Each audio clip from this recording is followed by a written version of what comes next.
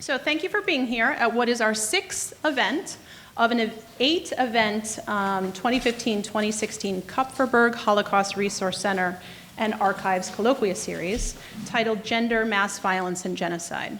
Today's event, Spanish Women and Fascism under the Francoist Dictatorship, extends our gender-sensitive focus on processes of mass violence by examining women's experiences during the 36-year Francoist dictatorship in Spain. I'm proud to introduce our panel of esteemed scholars for 2 reasons. First, the panel reflects an international and multilingual perspective, that's why we have these. That is a first for our series. We also want to thank Ms. Nancy Adler for allowing us to benefit from her skills as a federally certified conference interpreter. She is providing the simultaneous translation to make this contribution possible. And second, another reason to be very proud and happy to have this panel today is that it includes an expert researcher who is one of our own here at QCC. So Dr. Aránzazu Borrachero is an associate professor in the Department of Foreign Languages and Literatures at Queensborough Community College, CUNY. Her areas of research include Spanish cultural and gender studies and feminist literary criticism. A well-published literary scholar, Dr. Borrachero is also the principal investigator of a web-based oral history project that gathers, preserves, and divulges the life stories of Spanish women who became adults and mothers during the Francoist dictatorship. I encourage all of you to visit the gorgeous website for her project, which she'll be showing us bits and pieces of today, yeah, if all goes well. Dr. Aurora Morcillo is professor of history and director of the Initiative for Spanish and Mediterranean Studies at Florida International University. She's also a scholar of Francoism, engaging the relationship between the sexes as a backdrop for much of her analysis of Spain's recent past. Dr. Morcillo is the author or editor of numerous books on this topic, including The Seduction of Modern Spain, The Female Body and the Francoist Body Politic, which was published in 2010 by Bucknell University Press, and True Catholic Womanhood, Gender Ideology in Franco Spain, which was published in 2000 by Northern Illinois University Press. Professor Soledad Luque Delgado teaches phonetics and conducts research in the area of linguistics at the Ortega-Marañón Foundation and Middlebury University. She is also president of the association Todos los niños robados son también mis niños. All the stolen children are also my children. She founded this organization to mobilize civil society about the disappearance of an incalculable number of children under the Francoist dictatorship. Professor Luque Delgado also serves as spokesperson for CIACUA? A collective of more than 100 associations of victims of the Spanish dictatorship that in 2010 presented a complaint of genocide and/or crimes against humanity in an Argentine court under the principle of universal jurisdiction. Additionally, Professor Luque Delgado represented both organizations at the UN Committee on Enforced Disappearances in 2013 and also in 2014. So please join me in thanking these esteemed guests and community members for sharing their time with us today.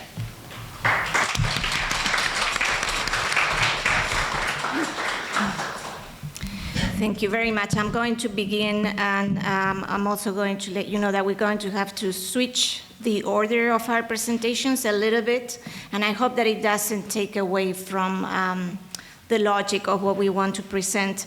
Initially, I was going to do, and I'm going to do, an introduction, a 10-minute introduction for the students about what's Francoism, and particularly when it comes to gender.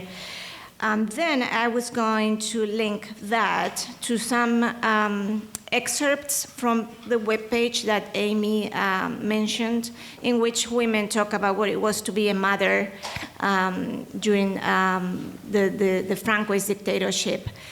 That part, I am going to introduce it just to give you the background for the next 2 presentations, but I have had trouble accessing the videos from here, from Queensborough.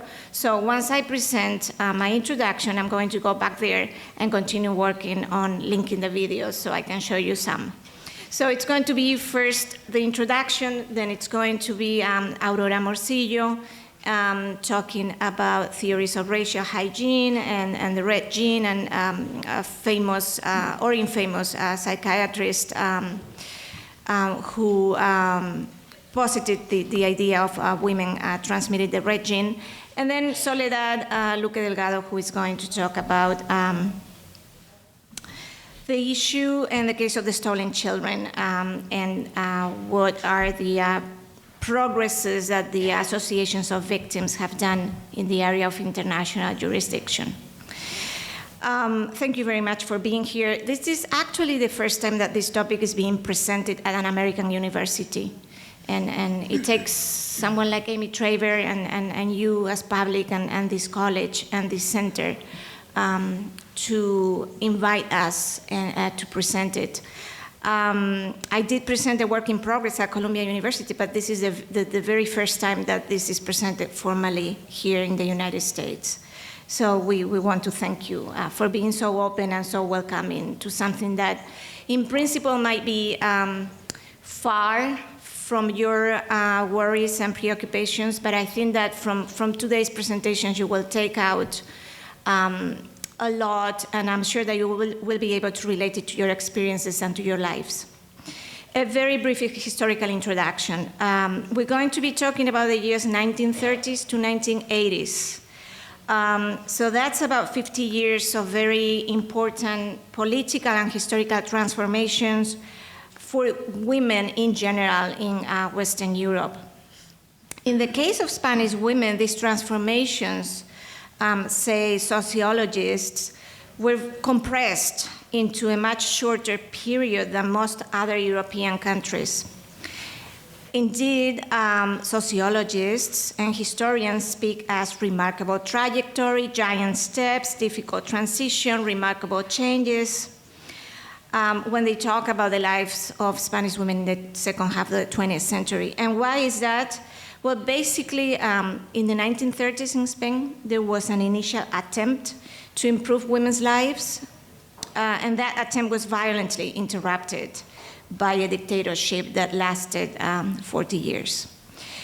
Upon the fall of the dictatorship in the late 1970s, Spanish society hurried to get women on the same level as their European counterparts, and those changes took place very fast.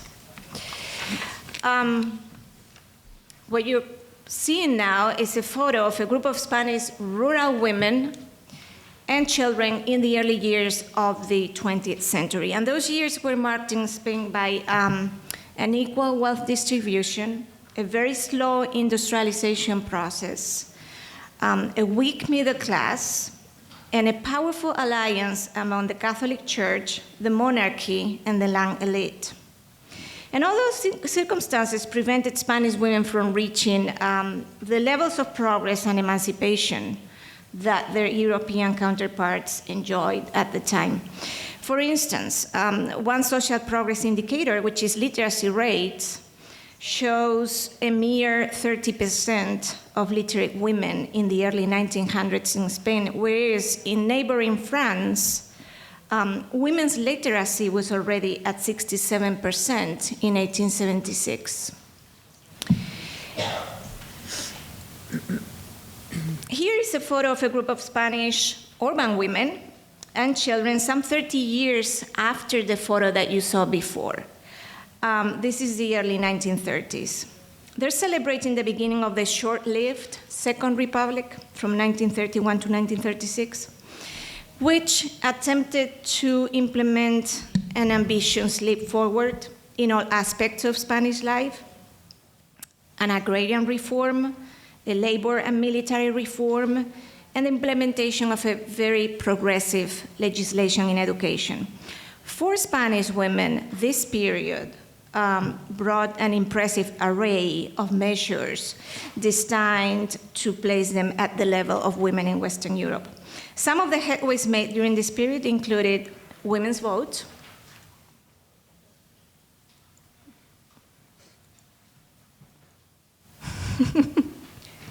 I'm clicking it and it doesn't switch. Thank you. Women's vote, regulation of women's work, access to public service. During these years, 9 women were elected to parliament. This is one of them, Clara Campoamor. Salary equality, recognition of civil marriage vows, divorce by mutual consent, equal rights for husband and wife. For instance, the right to parental authority for women. The elimination of adultery penalties applied only to women. Religious freedom, co-education, and we're talking about the 1930s, so this was a very impressive array of legal measures in favor of women. This was not going to last long. Thank you. This remarkable modernizing plan came to an abrupt halt when an insurgent faction of the military led by Francisco Franco and supported by national right-wing parties, the photo you saw before showed Francisco Franco and Hitler, staged a coup d'etat that evolved into the Spanish Civil War. This is a photo of the Civil War, displaced civilians during the Spanish Civil War.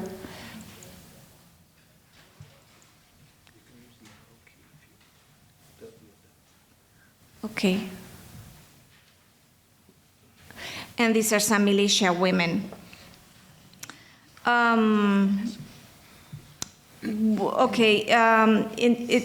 the dictatorship that emerged from the Spanish Civil War meant a suppression of all political rights for all Spaniards, for women, the new regime had specific pernicious consequences. In sharp contrast with the previous democratic government, the fascist system, under a national Catholicism credo, consecrated the ideal of an obedient and devoted housewife and mother.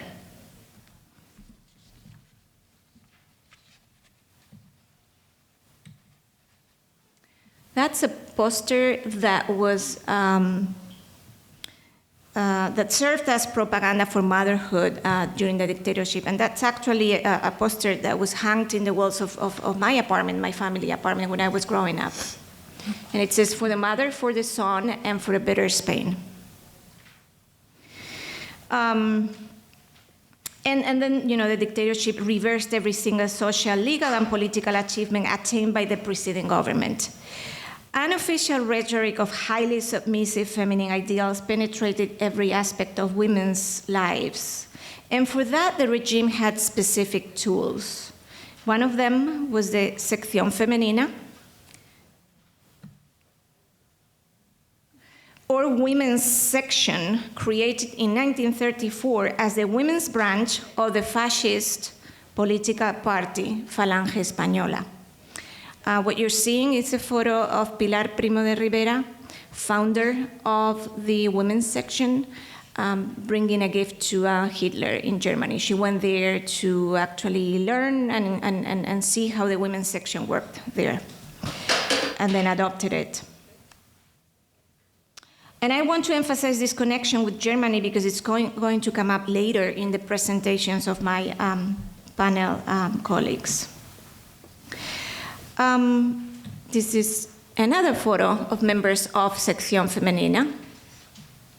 And I think the gesture is familiar to you, I'm sure.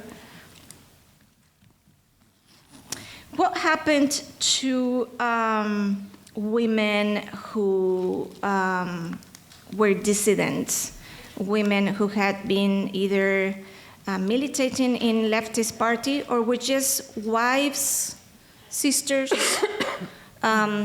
girlfriends, daughters of dissidents that had been imprisoned? Well, they suffered torture, rape, executions, imprisonment, and what you are seeing is one of the most common forms of punishment that was used, which was to shave their heads and feed them castor oil, and then make them walk outside in the village as a humiliating punishment.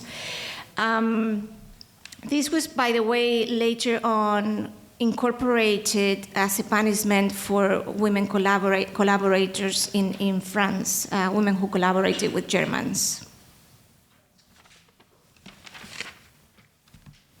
So moving fast forward in this very brief historical overview, the political events that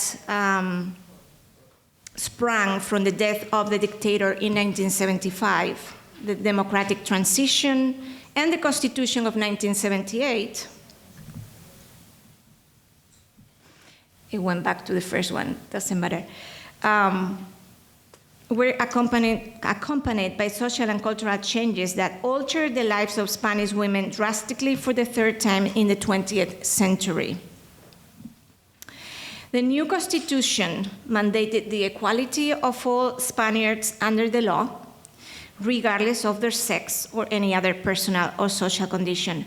Men's legal authority over their wives and other legal privileges were eliminated from the Civil Code in 1975. The use and distribution of contraceptives was allowed in 1978. A divorce law was approved in 1981. And a restricted abortion law was also approved in 1985. The new reproductive rights, the decreasing influence of the church in social and family life, women's migration to urban centers, a rapid increase in the number of women with college degrees, and their incorporation into the workforce were some of the factors that explain how Spain went from being one of the European countries with the highest fertility rate in 1971 to becoming, one generation later, the second European nation with the lowest birth rate. And these are just some photos of women demonstrating in support of family planning during the democratic transition. So my project looks at these changes in an intergenerational way, and I hope that I will be able to show you some interviews later. But for now, I'm just going to introduce the theme, the ideology of motherhood, and the policies of birth control in Spain, because that's going to help you better understand the following presentations.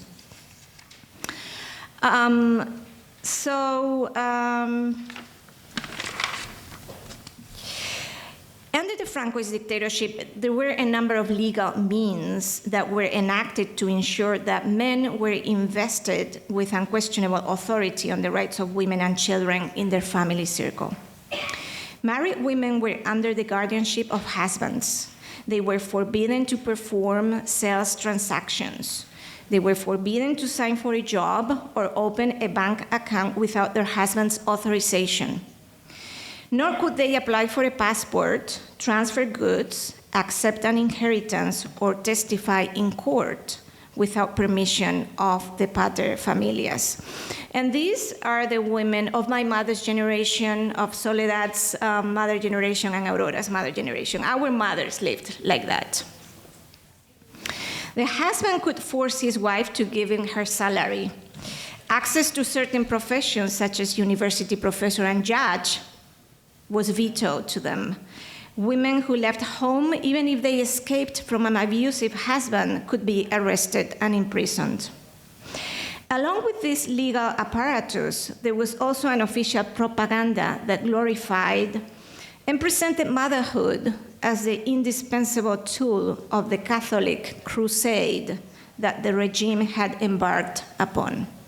I'm going to quote a brief paragraph from a book called The Ideal Mother, which was written by an influential women writer in 1951. She said, "Mother is the best forger of homelands and empires. That is the best contribution of women to their country. Give your children to the nation and make them heroes and patriots, willing to give their lives if necessary. This is the largest and most magnificent mission of the Spanish mother, her great task, her best service." The goal was the nationalization of the Spanish woman, something that Aurora Morcillo has studied in depth. That's the appropriation for the purpose of reconstructing the greatness of the nation, the appropriation of women, for recovering the national's imperial past glories. In the words of Mary Nash, another important historian of women under Franco, women as potential breeders were the key to halting national degeneration through an expanded birth rate and maximum development of their reproductive capacities. And the national degeneration was attributed to the previous democratic government. So along these lines, the regime, the dictatorship, together with the Catholic Church, developed and implemented a number of pro-natalist and pro-family policies. For instance, the nullification of civil marriages that had not gone through the church. The subsidies to large families. Natality prices, which were allowances for large families. Mandatory leaves for working women once they married. The nullification of all divorce cases that had taken in the previous period. And then in support, or to the support of this patriotic call, came the doctors, the medical profession, among them Antonio Vallejo Nájera, of whom you will hear more later. Antonio Vallejo Nájera, for instance, who was the chief military psychiatrist of the Franco regime, he did not hesitate, for example, in saying that the personality of women resided in the womb, which was, he said, the female capital organ. I'm going to leave it there for Aurora to pick up and continue. Thank you.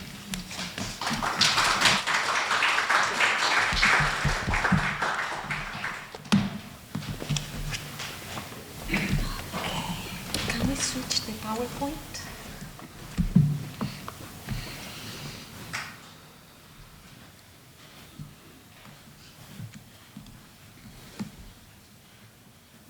Okay. I want to thank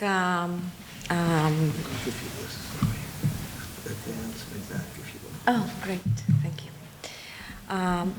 Thank you to Professor Aránzazu Borrachero for inviting me today. It's really a pleasure to meet Soledad and Luque as well, and thank you all for coming to listen to this panel. What I'm going to talk about today is the ideology behind this maternal ideal that Arantxa just described. And the title of the presentation is Perfect Mothers and Empty-Handed Madonnas, the Francoist Discourse on Motherhood and Racial Purity. The mood of the period is a Manichaean conception of motherhood, good versus evil, and therefore being a mother was not the same for the women that had been on the Republican side than for the women that were on the Francoist side.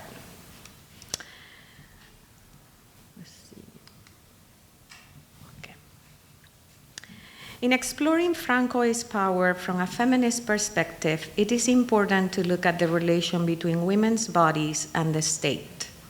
For gender relations meant the establishment of national duties that define femininity within the boundaries of marriage and motherhood.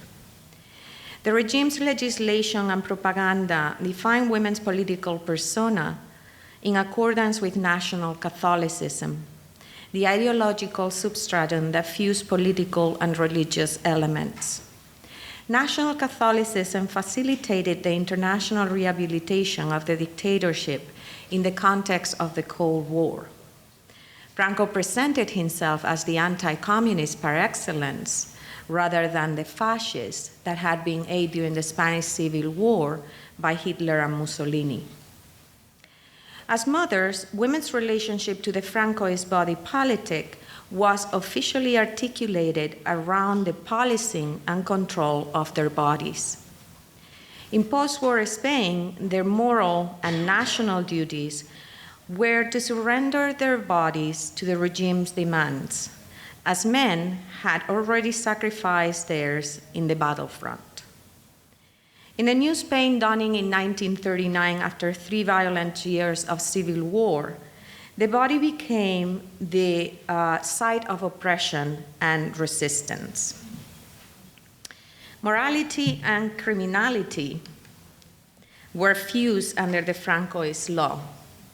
The penal system was built around the philosophy of the penance and redemption. And scholars call this way of understanding your world as the penitentiary universe. So Spain was all a prison. It didn't matter if you were inside jail or you were outside.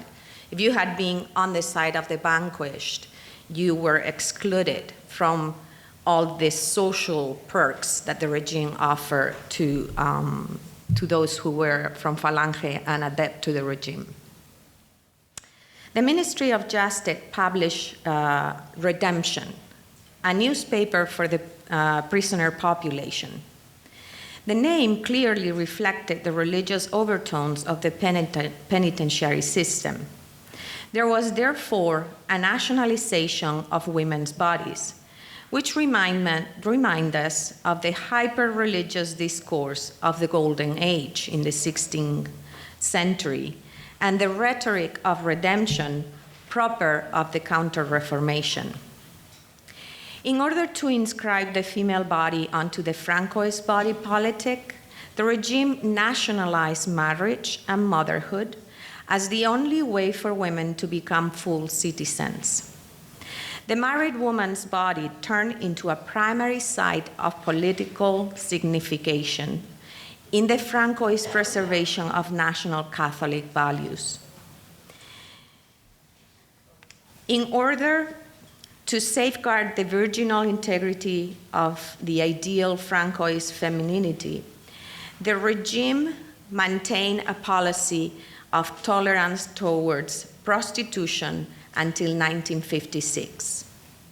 The prostitute's body acted as a barrier, a symbolic wall of flesh between men and their chaste fiancés.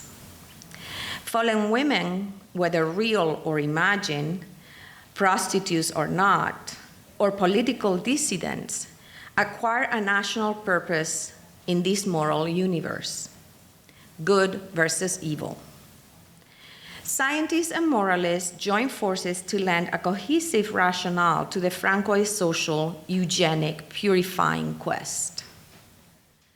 Suggestions and prescriptions to heal the motherland's ailing body came from moralists, politicians, and intellectuals.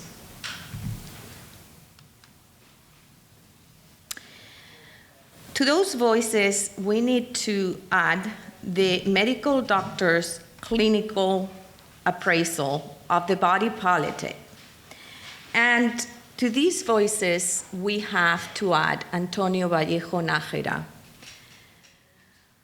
who was a leading psychiatrist, as Professor Borrachero just mentioned, during the Second Republic, and who was well protected under the rank of lieutenant in the army. He had no problem in expressing publicly his anti-democratic political beliefs in the tradition of other intellectuals like Joaquín Costa, Ángel Ganivet, or José Ortega-Gasset. Nájera believed Spain's political tribulations were the result of the degenerative development or decline of the once virile Hispanic race. The new Francoist state issued what we could call a sui generis limpieza de sangre, purity of blood, that went back to the early modern period and the persecution of the Moors and the Jews. During the Franco's regime, the citizens, in order to belong to the new national community of 1939 after the Spanish Civil War, had to be non-Marxist. And Vallejo Nájera will focus on the study of these dissidents and come up with the notion that they were suffering from a neurosis. A look at Antonio Vallejo Nájera's prolific writing on the subject of racial generation is extremely important to assess the organic nature of the political discourse under Francoism. Vallejo Nájera had studied medicine in Valladolid and did his internship at the asylum in that city. Once he graduated, he joined the Army Medical Corps in 1910. Like Franco, he made his name and military career in Africa, but he functioned inside the bureaucratic strand. Military headquarters sent him in 1918 to the Spanish embassy in Berlin as part of the military commission. He visited hospitals and asylums and took the opportunity to get to know firsthand the works of leading German psychiatrists like Dr. Ernst Kretschmer's. Dr. Kretschmer's work had a lifelong impact on the Spanish doctor. Particularly interesting to him was the German doctor thesis of the direct correlation between body type and temperament.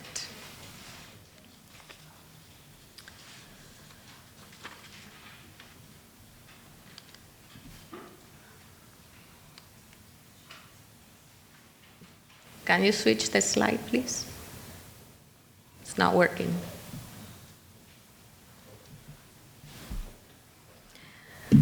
Okay. There. In the prologue to Eugenesia de la Hispanidad in Madrid in March 1936, he writes, "To better plan the means and objectives of a eugenic national policy, we must arrive to precise conclusions about our knowledge of the laws of biological inheritance. We must study the demographic conditions of the country and take also into account the cultural idiosyncrasies that have a conscious or unconscious influence on the people." End quote. Nájera explained in this work how the regeneration of the masses only was possible by programming the population for individual self-regeneration. His assessment and recommendations had a more serious relevance to the everyday lives of those who lost the war, as we will see when we continue with this presentation. As one of the most acclaimed psychiatrists of the period, his works were received not just as mere philosophical elucidations, but rather as scientifically proven truths that warranted drastic political action. Nájera believed in the union and synchronization of body and spirit. For him, environmental conditions, as much as genetics, determine the final phenotype.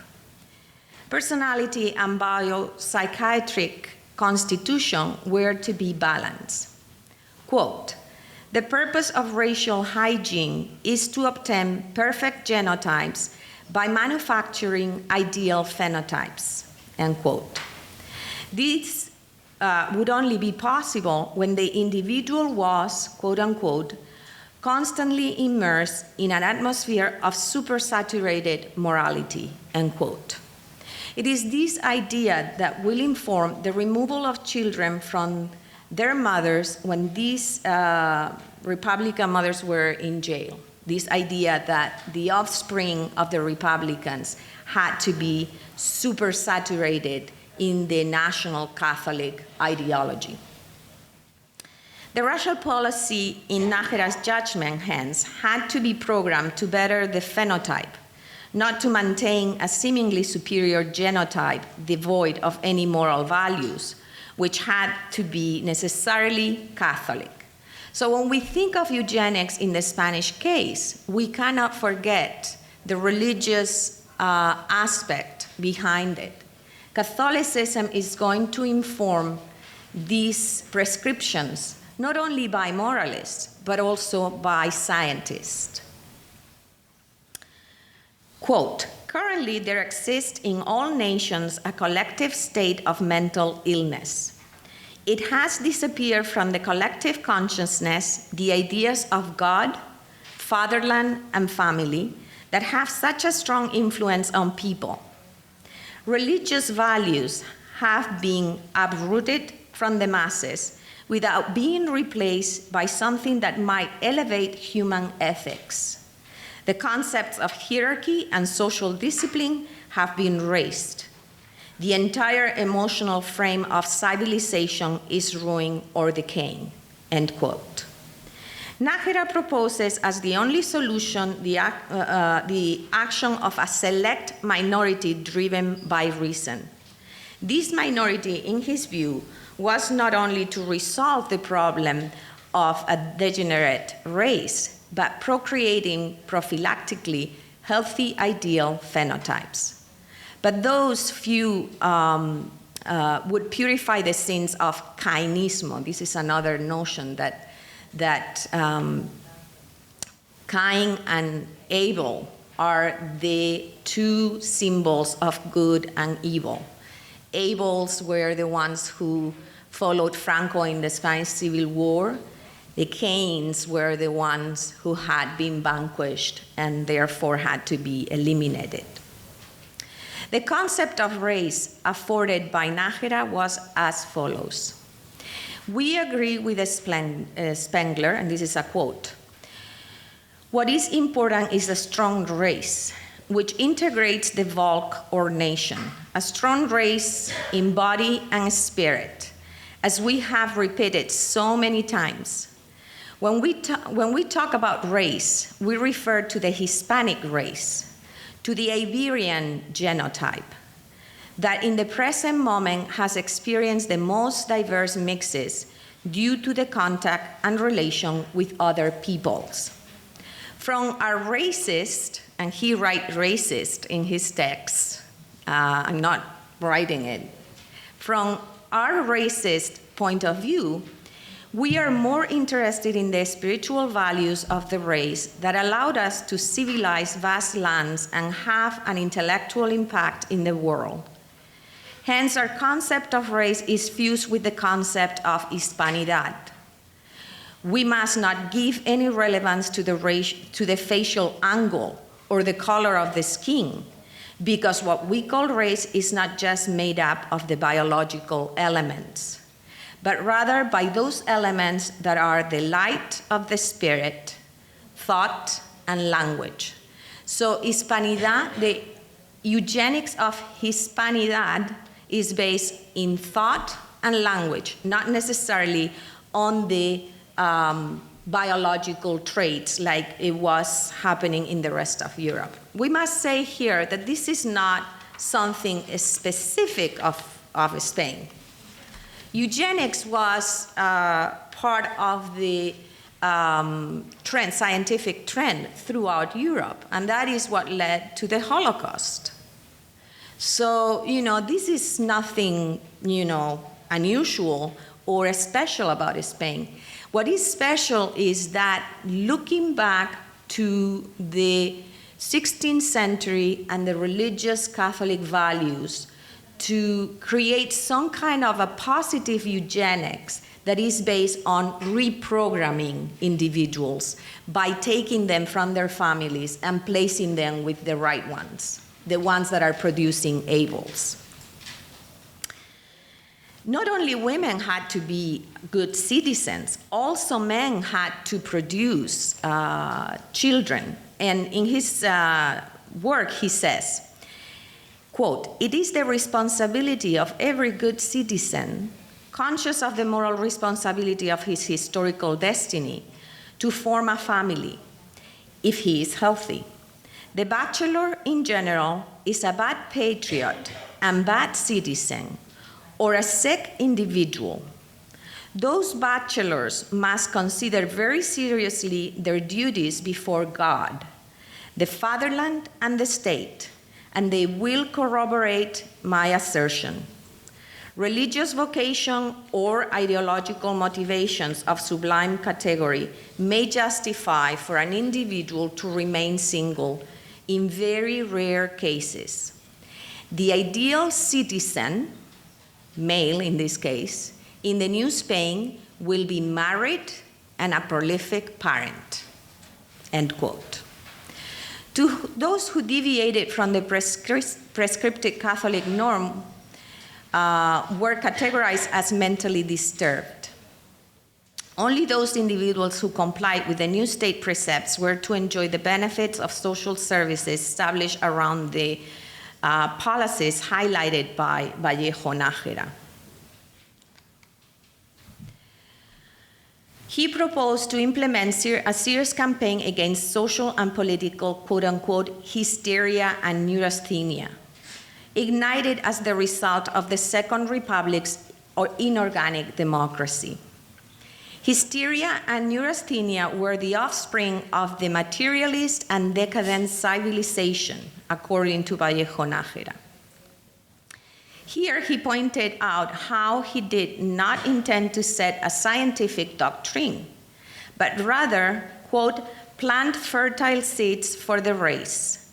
Therefore, if in some aspects we might deviate from the psychiatric orthodoxy, our sin must be forgiven due to the good intention in our part. So he's very conscious that this is not real science, that is pseudoscience, and that he is deviating from the psychiatric orthodoxy. And so he says that this sin must be forgiven because he has good intentions, and this was for the better of the fatherland. So Nájera proposes a careful application of a hierarchical professionalization and distribution that allocates each individual to the task, trade, or profession that better suits him, according to always to his social station. The advice is to follow on the parental steps. The son of a doctor would be a doctor, the son of a plumber, the daughter of a mother, a mother.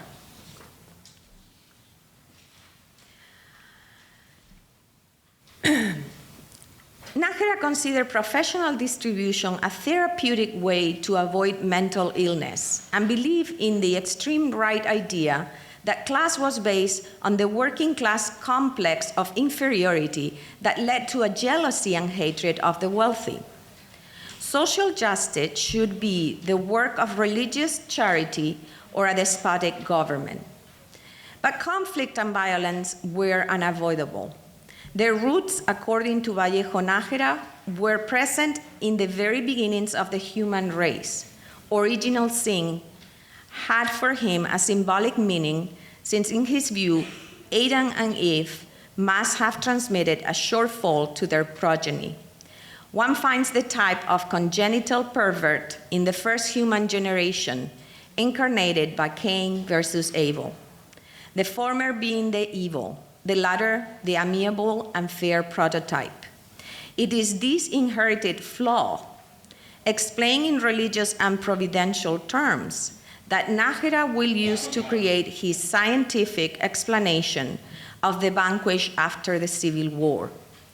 Those men and women defeated by the Francoist self-proclaimed Abels of the Spanish race were the offspring of Cain. Their children had to be reprogrammed to become Abels.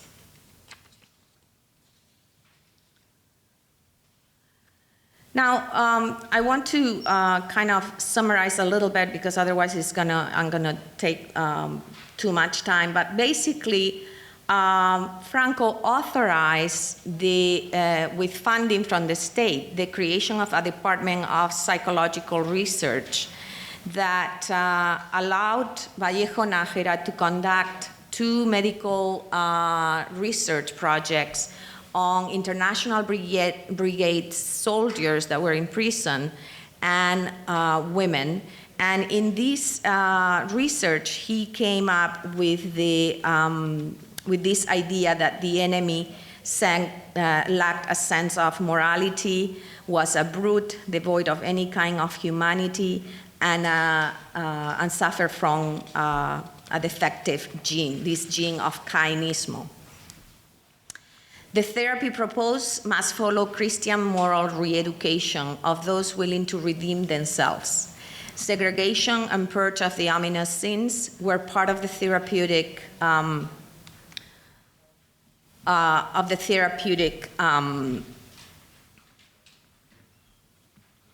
process of reinsertion into the new Spain. This therapy was concomitant with Nájera's belief that it was not mere genetics, but the environment that determined the ideal phenotype. Therefore, dissident mothers were unfit to raise their children, and the regime would make sure to take them from them and place them in a context saturated of Francoist morality.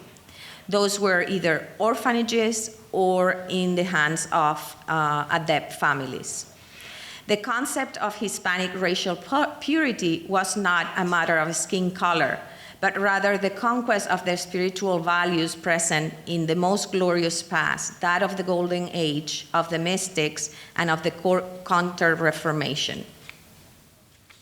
So the policy was implemented through the Auxilio Social that was created after the image of Winterwilfe, the Nazi women's organization.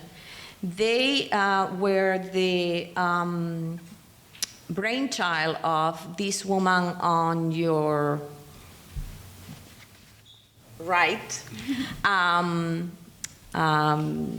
Mercedes Sanz Bachiller. And this Auxilio Social was in charge of, placing children in orphanages and creating new citizens. Midwives are going to be very important in this apparatus. The midwife became the essential mediator between mothers and doctors.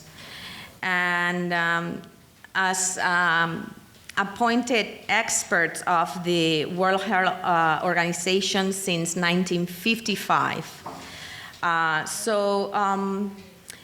doctor, Juan Bosch Martin, in the 1960s would address in the 13th International Confederation of Midwives, and he would tell them that they should be skillful and moderate in their habits and behavior. Quote, she should be healthy in complexion and shapely in body and limbs. She should not be over-imaginative nor quarrelsome, but good-humored, cheerful, with encouraging words for the patient. She should be honest, chaste, set a good example, and give good advice. In such an important profession, she must be very discreet. And discreet they were, as we'll hear. Now, what happened with the mothers on the other side? How did they, this is a picture of prisoners in the prison of Saturrarán and their children. The Francoist regime established the Patronato de Protección de la Mujer in 1942, the Foundation for the Protection of Women, to safeguard the purifying eugenic quest that we have been describing. The Foundation of Protection of Women relied on the guidance and material infrastructure of the religious orders that existed in Spain in the mid-19th century, where single mothers and fallen women would be going to be rehabilitated. These religious orders came to the aid of the state in disciplining the prisoners and the fallen women in particular. The three most important female orders involved in the Foundation for the Protection of Women were the Sisters Adoratrices, las Oblatas, and the Sisters of the Good Shepherd.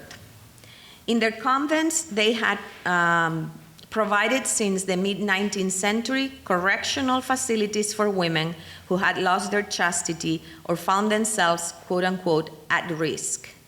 Many of these nuns were also midwives. Likewise, the foundation relied on the counsel of some of the senior members of the judicial system, such as the Council of Minors Tutelage Court, el Tribunal de Menores.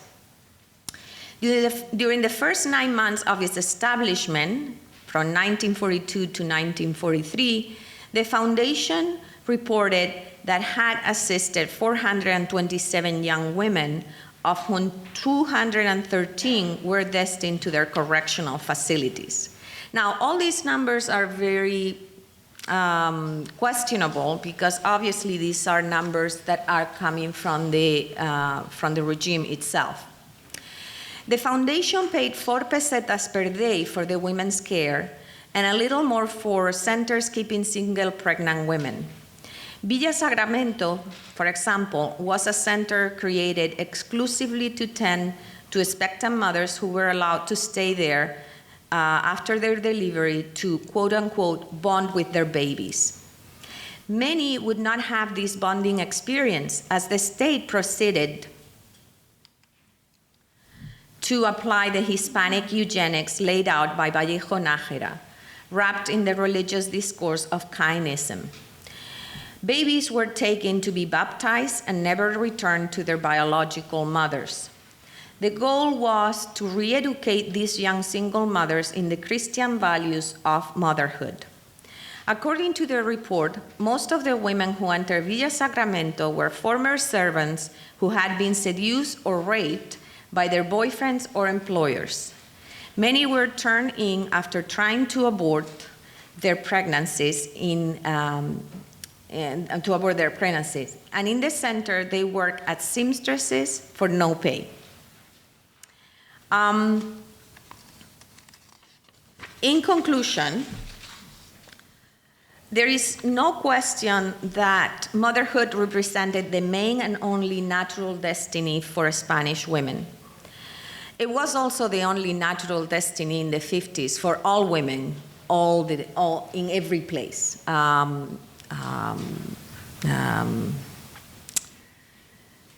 The problem that has no name, the feminist mistake. Betty Friedan will write about this problem, and women here in the United States would not be able to get contraceptives unless they could prove that they were married in the 60s. There were no contraceptives until the 60s for anybody. So, I think that we can learn a lot about the extreme oppression of women under a dictatorship. But there are different shades of gray if we look at democracies, depending on what period of time we're talking about. The centrality of motherhood marked their bodies. Motherhood being at the center of women's patriotic duty in Franco Spain serves as an indicator of the relationship between the material maternal body and its discursive signification, maternity, in the construction of nationhood. That was the only way that women would be part of the nation, through their maternal nature. They had a purpose under the dictatorship. Women knew what they had to do. We might not like it, but they were part of the national project. So we need to have more sophisticated ways of defining how women are inserted into the body politic in democratic regimes as well. What is the national purpose of women in the democratic regime? We always have this ideal that is a masculinist center ideal. The cultural meaning of motherhood under Francoism is inseparable from the maternal body upon which it inscribed itself. Such maternal body was historically specific, both in time and space, to the Francoist body politic under autarky and consumerism.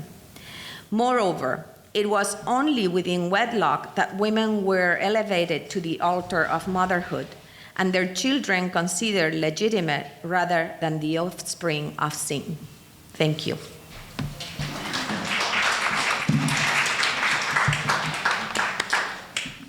Buenas tardes. Antes de nada, quería agradecer el hecho de estar aquí bueno, pues al centro del Holocausto de Queensborough Community College, a mis compañeras de mesa y, por supuesto, a todos ustedes. El que estén aquí para mí es algo realmente importante porque es un acto que a mí me genera muchísima emoción, el poder hablar de la lucha que llevamos en España en busca de nuestros niños robados y también en busca de su identidad robada. Ya mis compañeras Arantxa y Aurora han puesto encima de la mesa, además creo que perfectamente, el contexto histórico y político en el que transcurre este crimen, que es como es el robo de niños. Un crimen que no se da aisladamente, sino en conjunto con otros crímenes relacionados con el franquismo, ¿no? Como puede ser el exilio, como puede ser la deportación, como puede ser los fusilamientos, la cárcel, en fin, una serie de crímenes espantosos que genera la dictadura. Bien, uno de esos crímenes es el robo de bebés. En este robo de bebés hay diferentes etapas. Una de ellas la ha mencionado y ha hablado bastante extensamente Aurora, que era el robo a los hijos de las mujeres republicanas, precisamente por esta teoría que amparaba una teoría pseudocientífica de Vallejo Nájera que hablaba del gen rojo, ese gen que las mujeres republicanas transmitían a sus hijos. Eso lo que daba pie es a algo que es simplemente una segregación infantil, es decir, bajo ese paraguas pseudocientífico que decía que el gen rojo se transmitía de madres a hijos y que producía enfermedades mentales y taras psicosociales, lo que hacía era poner la posibilidad de una argumentación muy vacua, una argumentación nada válida, pero era la argumentación del momento, argumentación ideológica y pseudocientífica para que los hijos de las mujeres republicanas fueran separados de sus madres en las cárceles y fueran criados en otras familias pudientes y familias, por supuesto, afines al régimen franquista. Esto que se produce nada más acabar la guerra y está de alguna manera cuantificado hasta el año 1952, que se robaron alrededor de 30.000 niños, hijos de mujeres republicanas. Todo el mundo pensaba que eso se quedó ahí y que ahí finalizó. Eso era una práctica de derecho, es decir, de derecho ilegítimo, pero que estaba avalada por leyes y por decretos.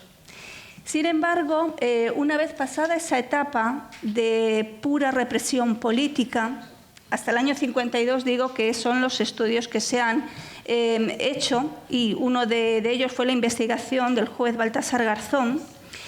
Bien, pues la gente pensaba, los estudiosos, la población pensaba que eso se había terminado ahí, ese robo de bebés, pero no fue así. No fue así. Y el robo de bebés continuó durante toda la dictadura, incluso hasta bien entrada la democracia.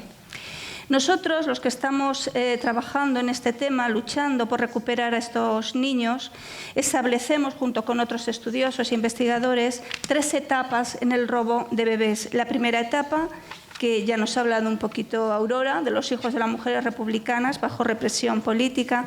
Una segunda etapa muy larga de toda la dictadura, desde ese año 52-53 hasta los años 70, hasta el final de la dictadura, y una tercera etapa, ya entrada la democracia, pues aproximadamente hasta el año 1987, que es el año en el que se promulga, parece mentira, pero es así, la primera ley de adopción legal en España.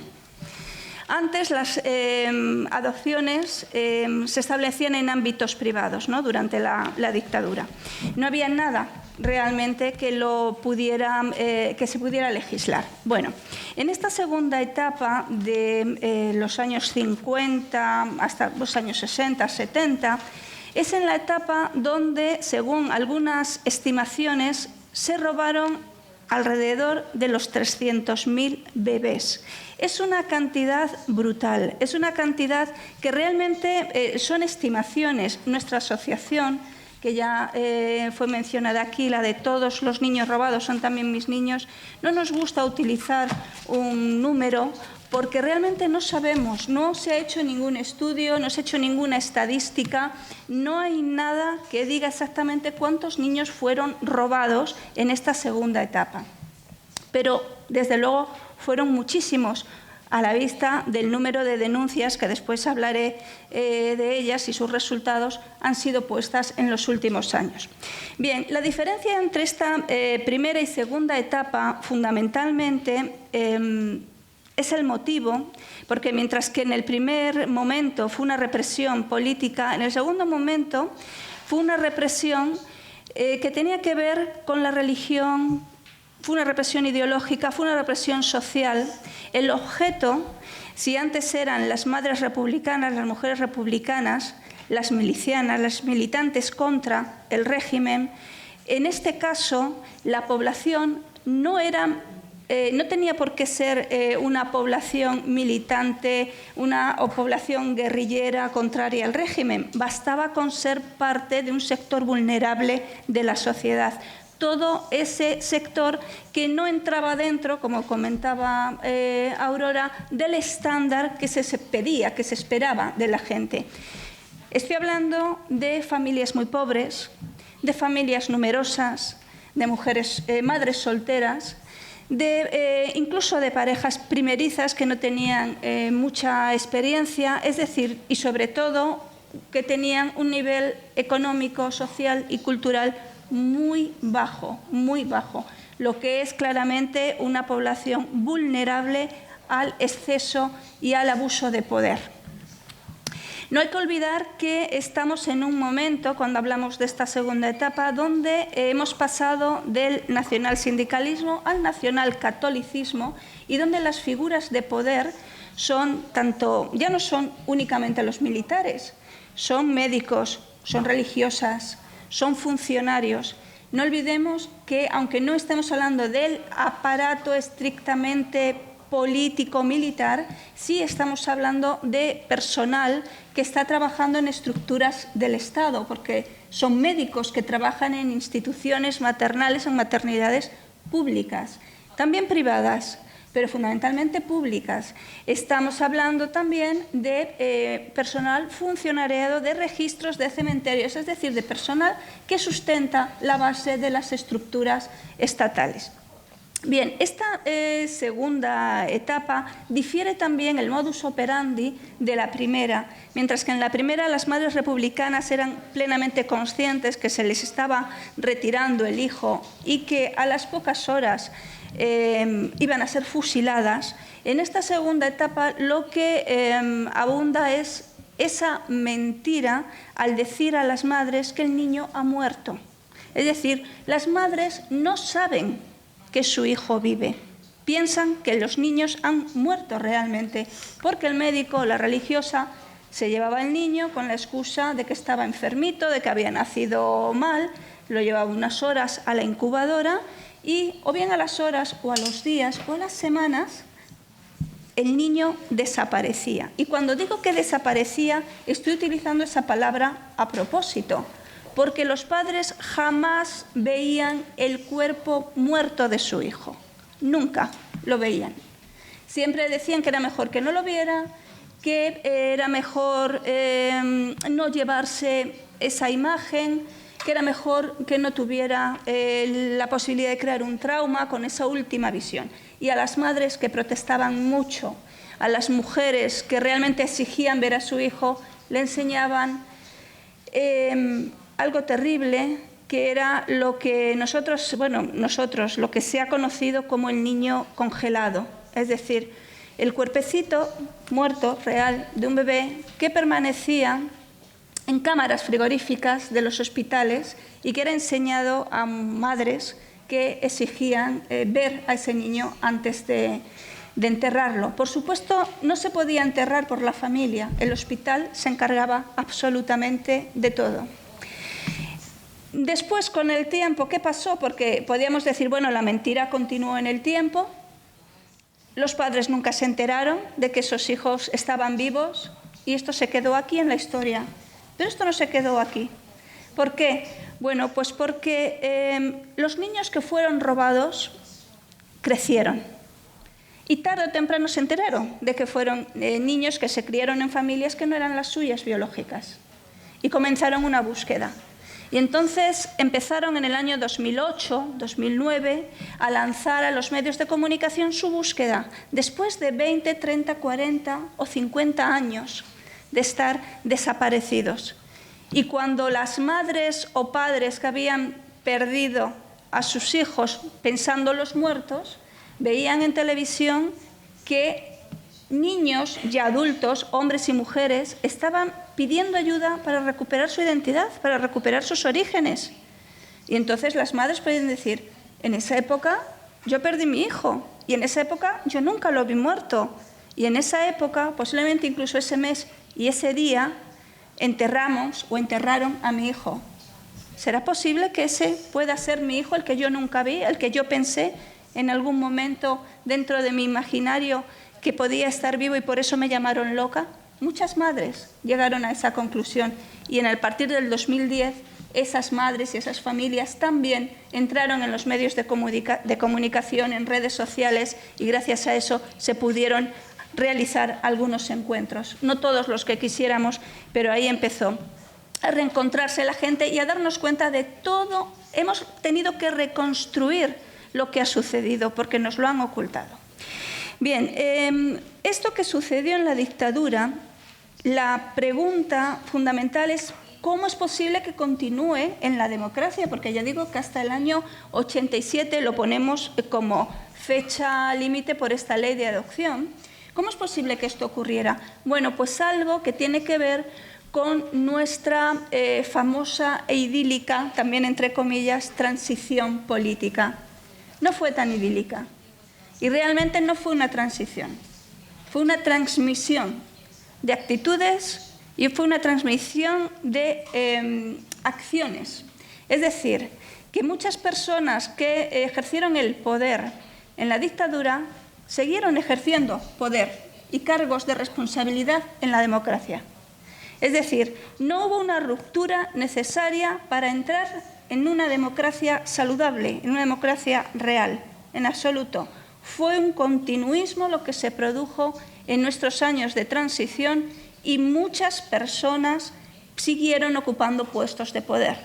Por tanto, también médicos que presuntamente estuvieron vinculados en los robos de bebés siguieron estando vinculados en esos robos años después, en esa incipiente democracia. Bien, podría contar todos los sentimientos que genera en esto tanto a las personas que han creído que eran hijos biológicos y no lo eran, en el momento en que ahora intentan descubrir sus orígenes, su identidad, es una sensación de haber estado viviendo en una mentira. Algunos padres le decían que habían sido adoptados, la mayoría no, incluso muchos de ellos fueron inscritos como hijos biológicos. Y eso tiene que ver con la participación de muchos de estos funcionarios. Pero además, también los sentimientos de las familias, de las madres. Estas madres que nunca pudieron terminar su duelo, que nunca lo cerraron porque nunca pudieron enterrar a su hijo y que ahora descubren que nunca murió.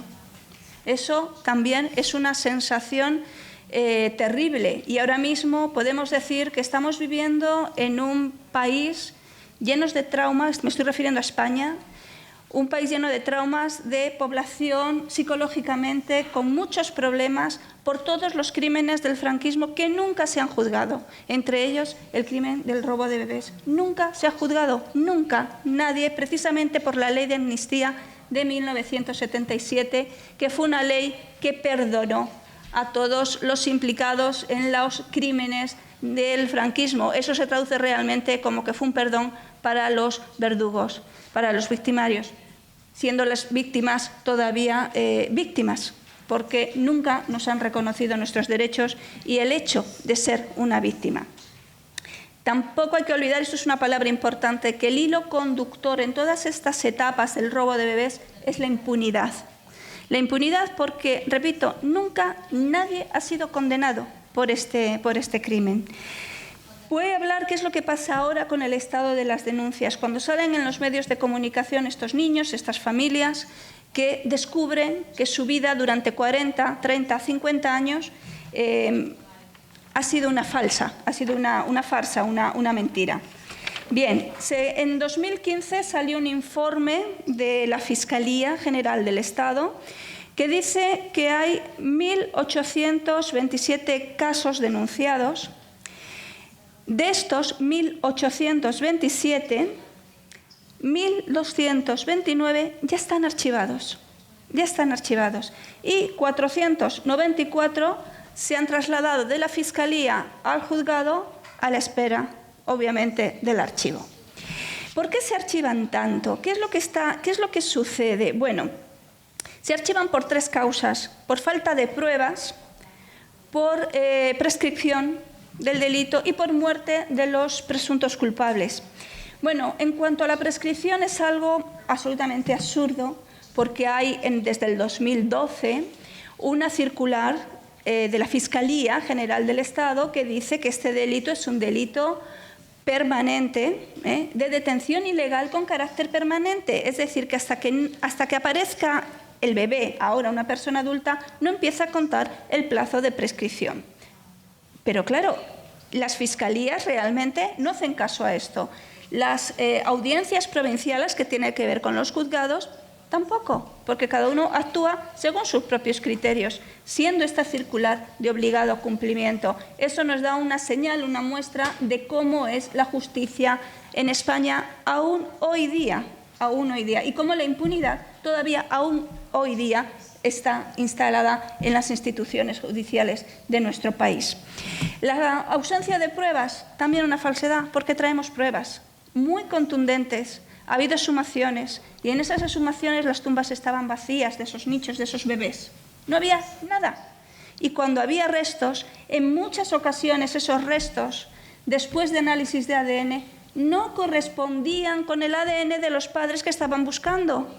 ¿Quién es ese niño que está ahí? ¿Y dónde están nuestros hijos? ¿Dónde están nuestros hermanos desaparecidos, robados?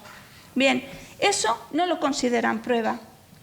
No lo entendemos. Y después la muerte de los presuntos culpables. Hay un caso muy famoso, que es el caso de María Luisa Torres. Ella encontró a su hija, se pudieron reencontrar, y a través de la reconstrucción de ellas mismas de su caso, vieron que había una monja, la más famosa de esta situación, Sor María Gómez Balbuena. No es la única, pero sí es la única, por lo menos la primera que pudieron imputar en Madrid, relacionada con el robo de esta niña, que cuando se encontró con su madre tenía ya 31 años. Bien, Sor María, vamos a decir que casualmente o desafortunadamente, no sé qué palabra utilizar, murió unos días antes de declarar en la Fiscalía y, bueno, no en el juzgado, porque ya estaba su caso en el juzgado. ¿Y cómo murió? El caso se cerró.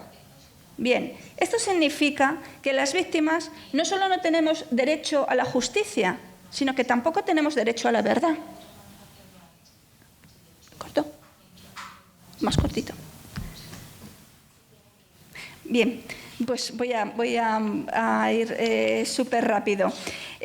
No tenemos ni derecho a la justicia ni tenemos derecho a la verdad. Entonces, bueno, para nosotros una de las cosas más importante que hemos realizado, visto la falta de justicia en nuestro país, es acudir a instancias extranjeras, Argentina, a la corte de allí, y hemos abierto lo que se llama la querella argentina contra los crímenes del franquismo, donde el colectivo de bebés robados estamos también personados. Y gracias a esta querella, uno de los médicos relacionados con el robo de bebés, presuntamente relacionado con el robo de un bebé del año 67, ha sido imputado, y en abril la jueza vendrá a España a tomar declaración a este ginecólogo y a otras 18 personas también relacionadas con otros crímenes del franquismo. Me gustaría leer una conclusión, son 2 minutos, la conclusión y ya acabo. Siempre se ha contemplado que los únicos robos que se produjeron relacionados con el franquismo eran los de niños robados a las mujeres republicanas hasta el año 1952 bajo la represión política. Pero es que el móvil político no es el único que hay detrás de los crímenes de una dictadura. El móvil político, el ideológico, el económico, el que se comete en nombre de la moral, de la religión, de las buenas costumbres, todos forman parte de la misma ignominia. Más allá del año 52 y durante toda la dictadura, en todo el Estado español, un número incalculable de mujeres quedaron con el corazón lleno de dolor y los brazos vacíos sin sus bebés. Sumidas en este horror, fueron capaces de llevar adelante su vida y sus familias, eso sí, quedando ambas amputadas para siempre. Los niños y niñas que fueron robados en cárceles, preventorios, hospitales, clínicas, en cualquier centro estatal o privado de cualquier naturaleza o índole, donde las mujeres dieran a luz, continúan hoy desaparecidos. Siguen despojados de su identidad, de su derecho a saber quiénes son. A día de hoy, miles de personas andan por las calles de España con un carnet de identidad falso. Durante el franquismo, no solo se aniquiló a los opositores al régimen, sino que se estableció un sistema de terror donde la impunidad llegaba a cualquier lugar donde una figura de autoridad pudiera ejercer su poder ante la población más desfavorecida. En 2016, después de 39 años de democracia, la impunidad continúa, porque estos delitos de lesa humanidad, junto con otros muchos que se produjeron, ni están siendo investigados, ni están buscándose a los niños y niñas, hoy hombres y mujeres, ni hay nadie en la cárcel por todo lo que ha ocurrido. Es decir, hoy no está Franco, pero las víctimas seguimos sin saber la verdad, sin tener justicia y sin obtener reparación. Necesitamos el reconocimiento como un problema de Estado del robo masivo y sistemático de bebés durante décadas y en todo el territorio español. Desde 1936 hasta bien entrada la democracia, el compromiso de las autoridades españolas de cualquier ámbito institucional a una investigación efectiva que permita la búsqueda de estos niños y de su identidad robada, y así como la determinación de promulgar leyes que permitan la persecución y enjuiciamiento de los culpables de este delito, que inexorablemente deberá considerarse como un crimen contra la humanidad, porque robar a un niño no es robar a una familia, es robar a la humanidad entera. Gracias.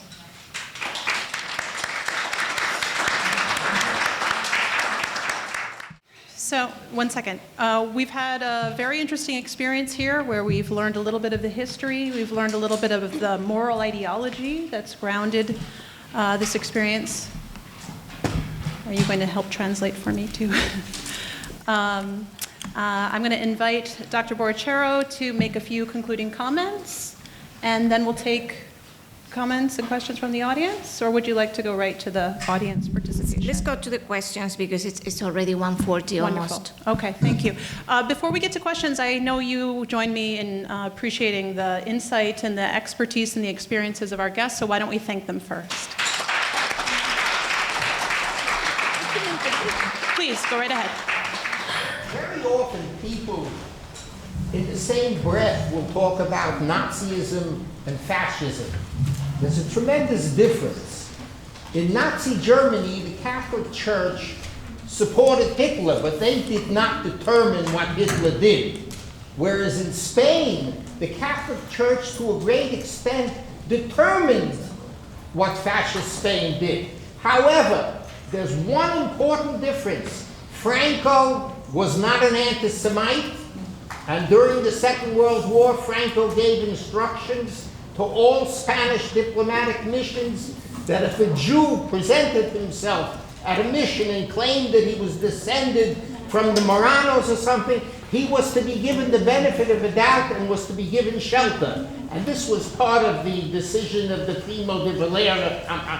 Primo Rivera dictatorship that instituted that rule. So it's very important to realize that Franco was definitely not an anti-Semite and actually rescued Jews during the Second World War. Now, one other thing, the last place in the world to look for disappeared people would be Argentina. That's probably a comment for our historian, but I don't think that we claim that fascism and Nazism is the same. However, there is historical evidence that Nazi Germany was implicated in the Civil War and also aided in many different aspects of the fascist dictatorship of Francisco Franco. Do you want to say something about that, Aurora? Yeah, I recommend the reading of Professor Ranan Rein. He's the vice president of Tel Aviv University, on the way that the Franco's regime dealt with the Holocaust to answer these questions. Whether Franco was an anti-Semite or not, that is something that I am not an expert, but I can tell you that in the Causa General, he persecuted anybody that was a Mason, a Jew, and a communist on the same breath. Thank you for that point. Okay, we're gonna focus on questions. Please? Thank you for your contribution. Professor Bateman, did you have a question? Yes, I'm sorry, I don't speak Spanish. We'll translate. Ella me traduce. I'll translate. But I'm curious about, you mentioned that in this whole history of stolen children, that there was an amnesty law that was passed. And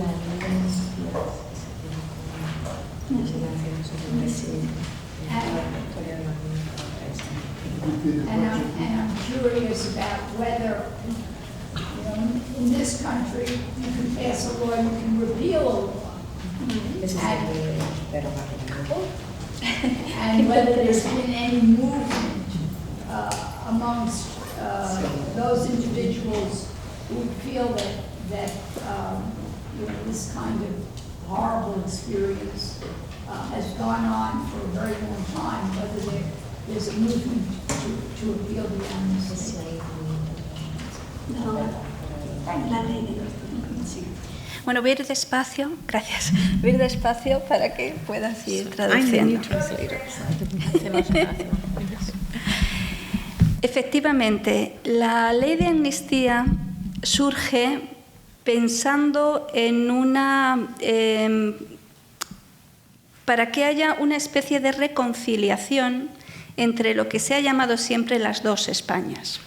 The amnesty law of 1977 was designed to reconcile what we have called historically the two Spains. Sin embargo, nunca hubo dos Españas. But there were never two Spains. Hubo un golpe de Estado There was a coup d'etat que cegó un Estado, un gobierno legítimo democrático, que fue la República. that put an end to a democratic regime, the Second Republic. Y después, a partir de ese golpe de Estado, la guerra y una dictadura feroz. Es decir, había una élite que estaba aplastando a sus enemigos políticos. Es decir, la ley de amnistía realmente lo que estaba protegiendo eran los verdugos. The law of amnesty, in the final analysis, was protecting the executioners, the ones that have persecuted the vanquished. Bien, hay un movimiento social muy importante en los últimos años, a partir aproximadamente del año 2008, 2009, coincidiendo con la crisis, que no fue una crisis económica, es una crisis sistémica. Y ahí se ponen en cuestión muchos de los valores que hemos tenido, no solo durante la dictadura, sino también durante la democracia. Y todos...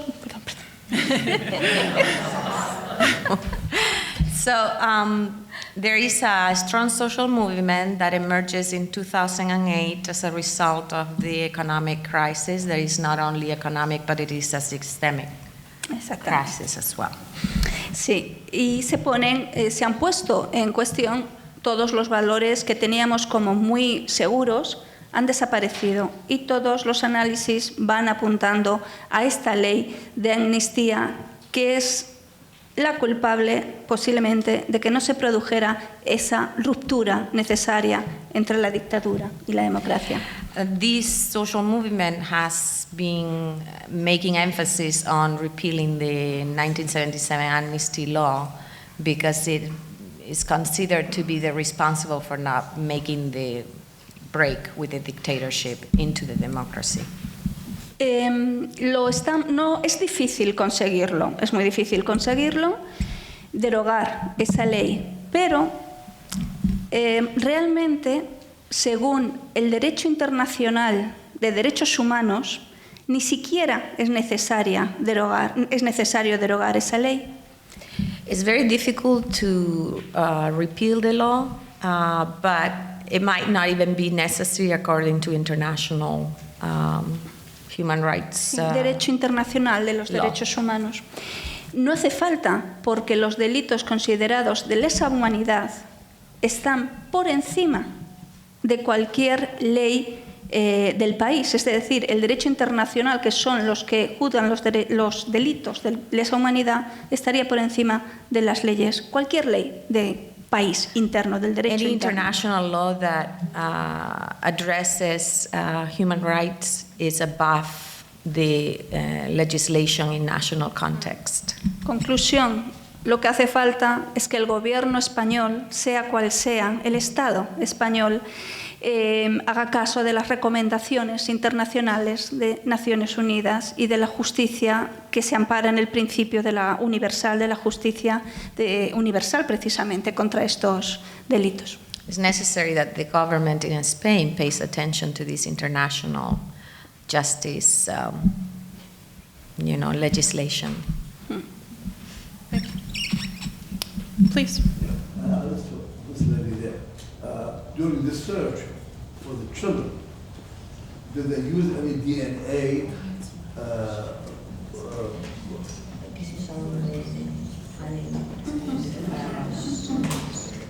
Bien, para identificar a los... ¿Qué? Sí, contesto. Sí, la respuesta es sí, pero con muchos problemas. There are many problems using DNA. Porque en España hay un Instituto Nacional de Toxicología y Ciencias Forenses. There is an Institute of Toxicology and Forensic Sciences, Que es, digamos, el centro estatal de investigación de ADN. it's state-run, entre otras cosas. Y luego hay laboratorios privados donde las víctimas tienen que pagar dinero para poder hacer el ADN. and then there are private laboratories where the victims have to pay En to el be able cen- to do the testing. En el centro estatal únicamente pueden hacerse las pruebas de ADN de manera gratuita aquellas víctimas que han puesto denuncia y que el juez reclama una prueba de ADN. Otras víctimas no. The only victims that can go to the state-run laboratories are those who have presented a demand, a denunciation, and then the judge is asking for testing. Pero no es eso podría ser una situación normal. Sin embargo, en investigaciones que se han realizado, por ejemplo, una de ellas es este libro, Los hombres del saco, hay testimonios e investigaciones donde parece que, presuntamente, los laboratorios están realizando mal su labor. That might be a normal situation, but there is evidence, particularly the evidence that has come out very recently in this book, that show that those laboratories are making mistakes. Errores que nadie puede saber de momento si son errores por incompetencia o son errores con otros motivos.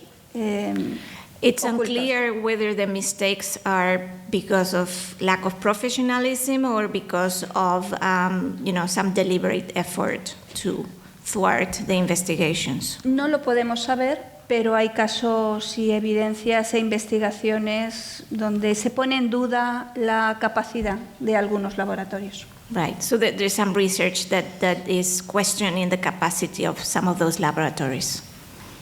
Thank you. Professor Tai? I wanted to pull together the questions of genocide and feminism, which I know is where we all started. And I'm interested in a convergence in the experience of motherhood. Because on the one hand, we have a presentation that suggests that coerced motherhood is very much a part of a fascist ideology, a eugenic ideology, which is certainly familiar to any of us who've studied fascism or the history of Nazism. But on the other hand, there's a kind of an emotional, visceral experience that some of us can relate to, of being separated from a child, which is sort of the essence of this kind of tragic claim that's made that there was a genocidal imposition where families were separated, where mothers were separated from their children. So I'm interested in how this, I mean, not to say that it isn't, but how the ideology of feminism as a set of claims of rights for women is brought together here with the claim of genocide.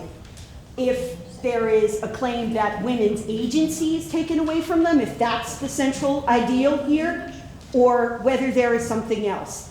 And that is actually something that each of the speakers could answer. I'll just say very briefly, but I think probably Soledad can speak more to this. The first time that I heard about this topic was at a feminist conference in Spain, where Jun Quiñonero, a friend of both Soledad and myself, presented. And it was actually the first time that I listened to this topic being discussed at a feminist academic environment. And one of the things that this journalist said to me was that up to now, feminism in Spain, feminist organizations have not taken up the case and have not gotten interested in the case. I think there are probably many reasons for it. One of them is the way the media is portraying these cases. And I think that we feminists are not immune to that type of propaganda. And I haven't been immune to it, because it wasn't until I heard this that I thought to myself, this is indeed a feminist issue. The cases are being portrayed as, in a very morbid light, and more as individual tragedies than a collective issue that needs collective action and responsibilities. And so I believe that feminist organizations have been very passive and have not really wanted to take this. I think that it is at the core of feminist activism, and it is because it's about the control of women's bodies. It's about reproductive justice. It's about human trafficking. That's what we're talking about. It's about depriving a particular group of people of procreating and facilitating that other group, doesn't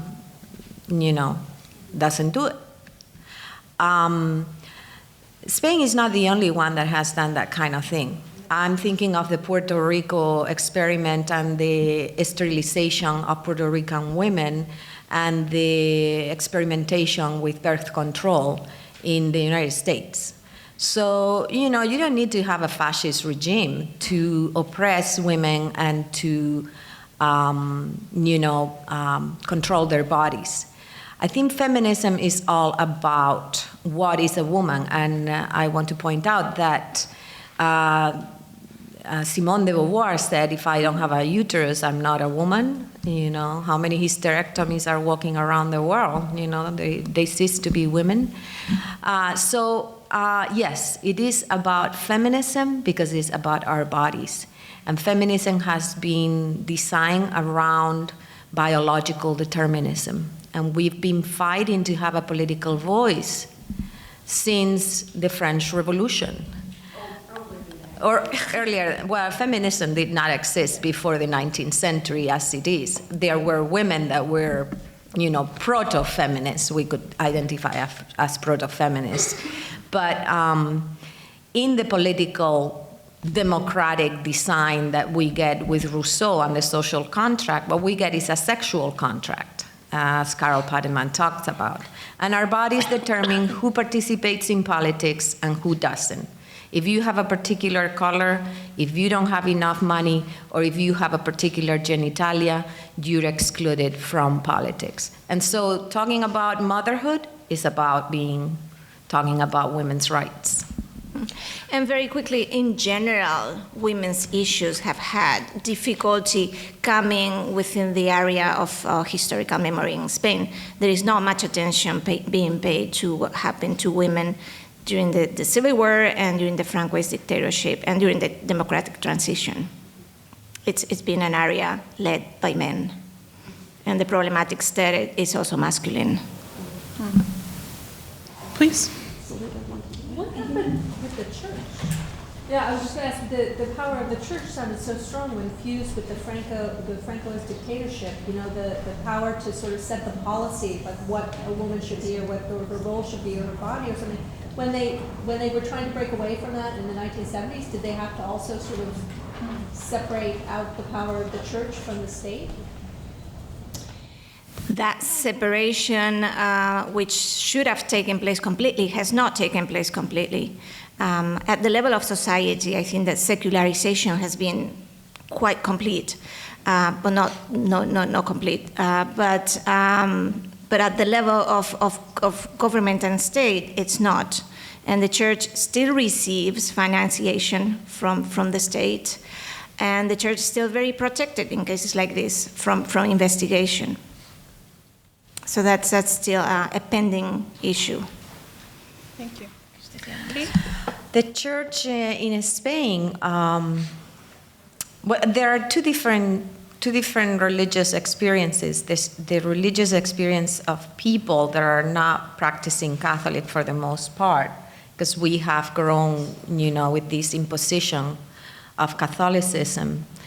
And then, of course, there are, the official institutionalized church that actually teaches at a school, and you need to get a grade to pass and get your diploma in high school, or you had to present a baptismal certificate to pay the tuition in college when I was going to college in the 80s. So, We had a question from a student, Kate. I think totally 30 million children are lost. Can I please know from when to when? Like from what year to what year? 30 million children are lost.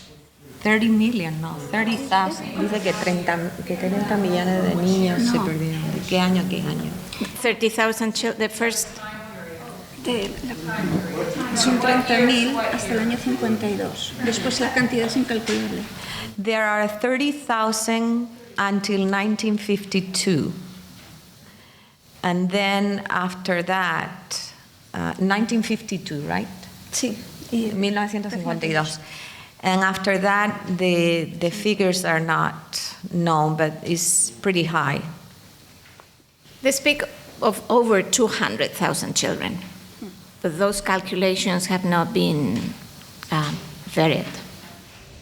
Does that answer your question? And compared to the total generation, like the population, population of that generation of the lost children, The population of the country? no, population of that lost generation and the population of the lost children, can you please compare, like? I don't understand what She's looking for like a ratio. What's the percentage of the population we're talking about?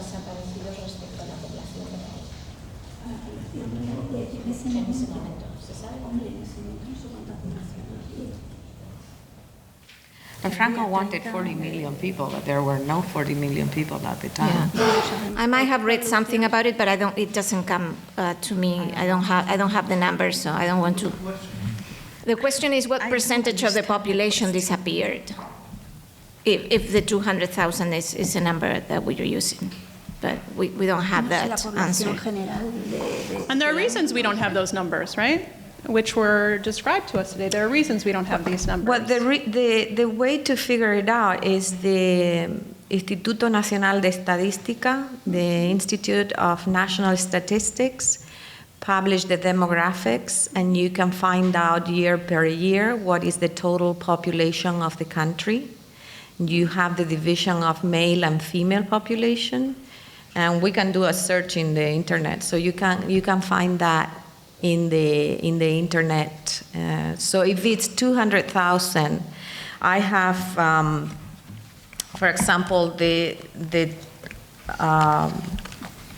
head of the head of the Office of Health Section and Child Care, Maternity and Hygiene, Juan Bosch Marin, presented a paper called 270,000 Deliveries, Sanitary Teachings in 1950. And he was looking at this between 1947 and 1949. So he gives numbers that have to do with the division between maternal clinics and births at home. There were 15,965 births at clinics and 257,000 in the homes. Now, the 200,000 births that we're talking about is in a period of 36 years of dictatorship. So you have to divide those 200. He's talking here only for 2 years. There are 270,000 deliveries. So you can very easily have 200,000 babies born in a period of 2 or 3 years. The dictatorship is going to be increasingly seeing a decline in the birth rate. We are one of the countries in Europe, as Professor Borrachero was saying earlier, that has a negative growth right now. I don't know if that helped to answer your question. So we have gone over our time because we are so engaged in the speakers and the topic. If you wouldn't mind, if students or members of the audience could approach you, but I think we need to probably wind down. But if you have questions for our guests, please feel free to ask them now. Thank you all for being here.